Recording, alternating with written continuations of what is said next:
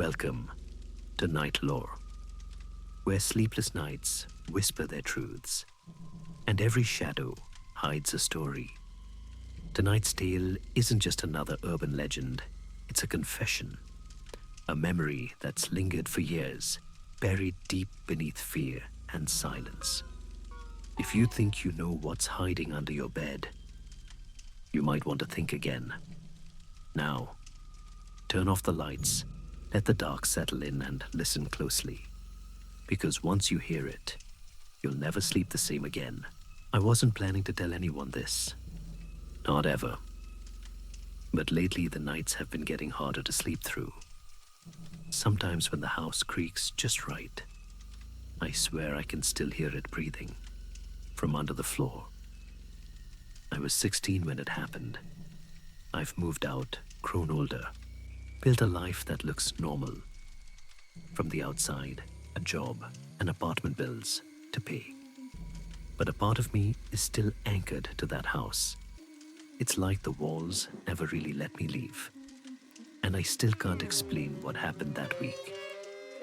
We grew up in a bad part of town, the kind of place where gunshots blended with fireworks, and you had to guess which was which.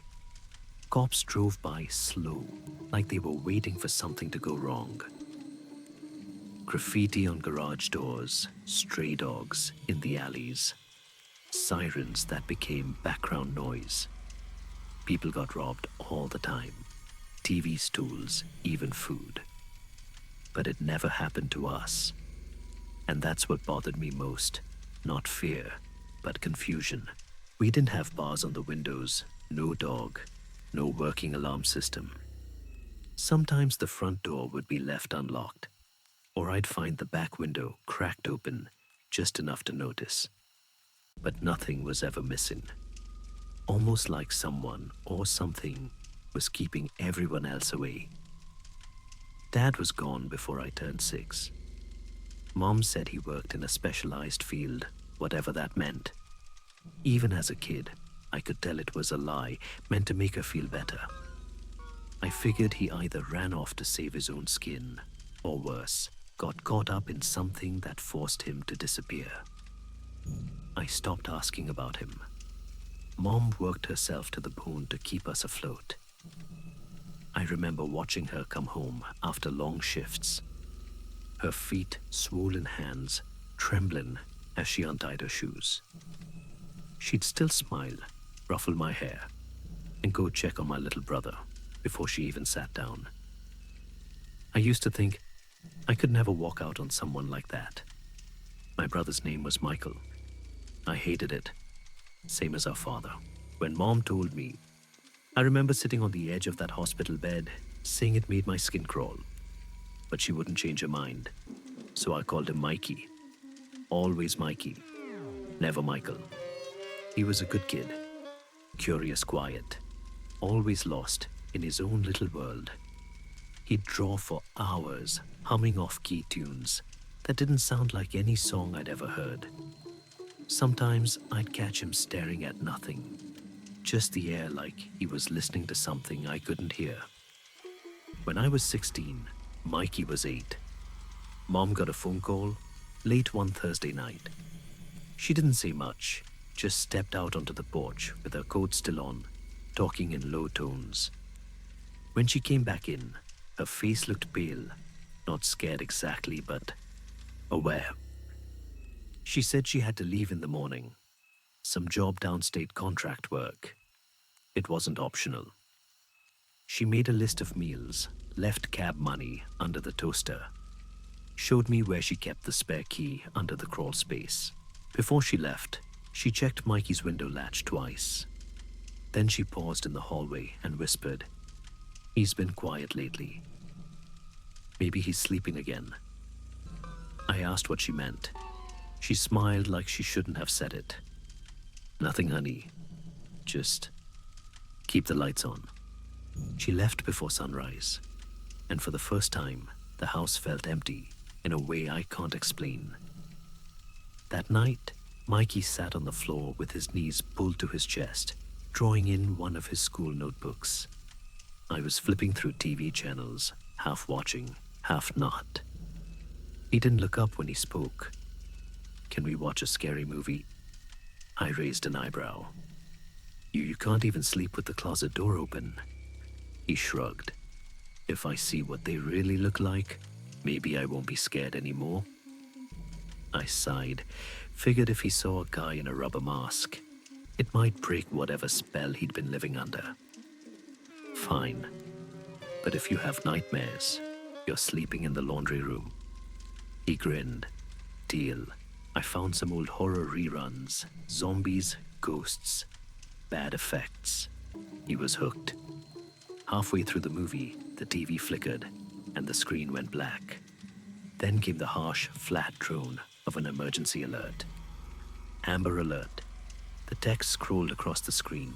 Confirmed home invasion, reported 2 blocks south. Suspect armed. Residents advised to lock all windows and doors immediately. Mikey read it out loud, slow his lips moving with the words. Then he looked at me. He wasn't scared. But I was. I checked every door, every window. The locks rattled in my hands as I tested them. When I got upstairs, Mikey was already in bed pretending to sleep. His nightlight flickered a cheap little star projector that made shadows dance across his ceiling. I remember thinking how strange it was that the air in his room felt colder than the rest of the house.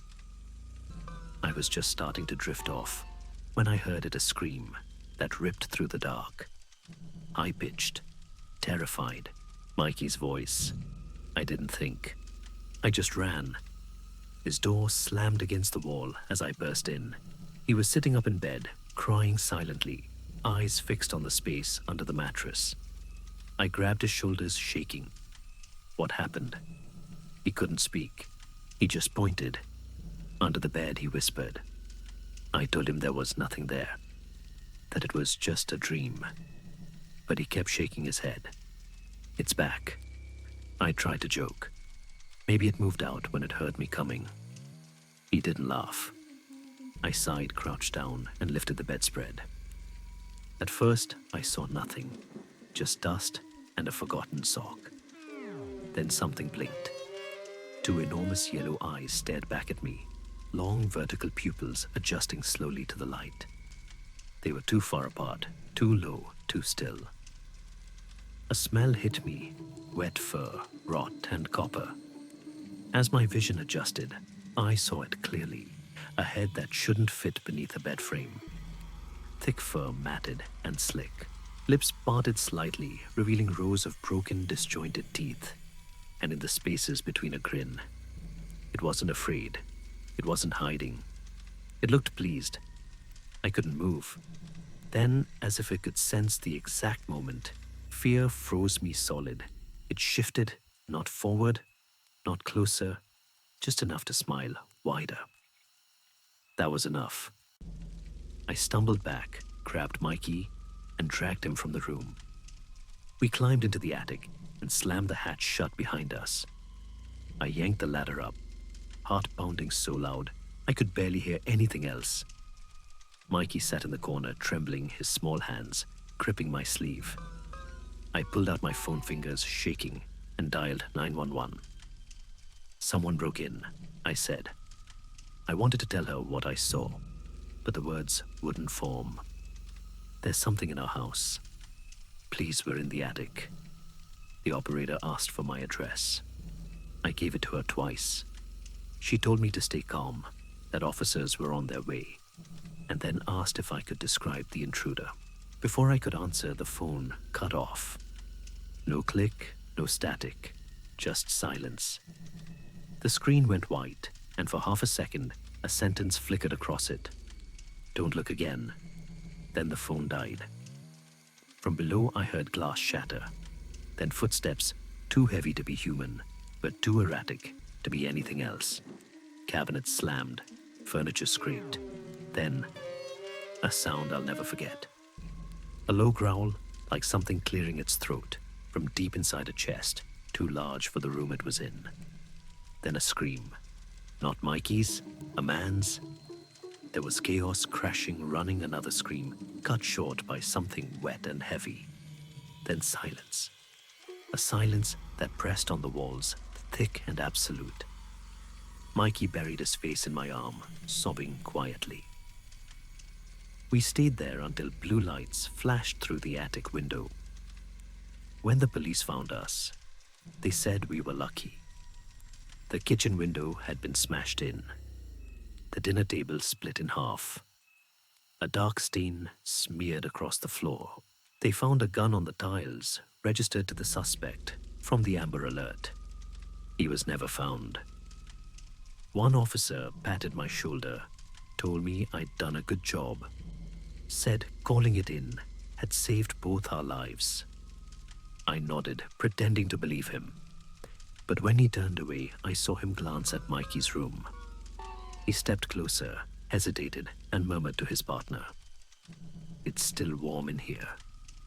They never explained that part. Years passed. Mikey grew up. He stopped talking about the thing under his bed. I tried to believe it was all some trauma-induced hallucination. But deep down, I knew better. Because I've come to realize something. It didn't hurt us. It could have followed us into the attic. But it didn't. It waited. It protected us. Whatever it was, it wasn't haunting my brother. It was guarding him. And last night, when Mikey called now with a son of his own, I heard a small voice crying in the background. He said it was just a nightmare. I didn't tell him what I heard faintly through the receiver, that slow, wet breathing coming from under the bed. If you made it this far, you already know some monsters don't come to hurt us. They come to guard what's theirs. Thank you for listening. If you enjoyed tonight's story, don't forget to subscribe to NightLore, where every tale is a truth someone was too afraid to tell. Until next time, keep your lights low, your doors locked, and whatever you do, don't look under the bed. Sleep tight, if you can.